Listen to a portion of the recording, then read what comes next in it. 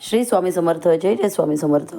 तर स्वामी भक्तांनो, आज मी तुमच्यासोबत माझा एक खूप खास अनुभव शेअर करणार आहे की स्वामींनी आम्हाला एका मोठ्या संकटातून कसं वाचवलं. एक दिवस मी घरी ट्युशन घेत होते. जवळजवळ 18-19 मुले सगळे माझ्या आजूबाजूला एका मोठ्या सर्कलमध्ये बसलेले होते.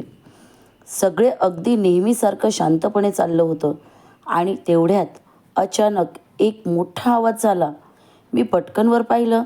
वर काहीच नव्हतं. पण काही क्षणातच लक्ष खाली गेलं आणि काय पाहते, वरचा सीलिंग फॅन तुटून खाली पडलेला. त्या क्षणी फॅन पूर्ण 5च्या स्पीडवर होता आणि ज्या सर्कलमध्ये आम्ही बसलो होतो अगदी त्याच जागेच्या मध्यभागी तो फॅन पडला. 1 इंच इकडे तिकडे झाला असता तर कोणत्या तरी मुलाला गंभीर इजा झाली असती. एखाद्या मुलाच्या डोक्यावर पडला असता, मानेला मार लागला असता, कदाचित जीवही गेला असता. पण स्वामींनी सगळ्यांना वाचवलं. सर्व मुलं आवाज झाल्याबरोबर लगेच बाहेर पडली. जेव्हा पुन्हा सावरून मुलांना आत घेतलं तेव्हा पाहिलं, सर्व मुलं हादरली होती. त्यांचे हातपाय थरथरत होते, पण एकालाही खरचटलेलं नव्हतं.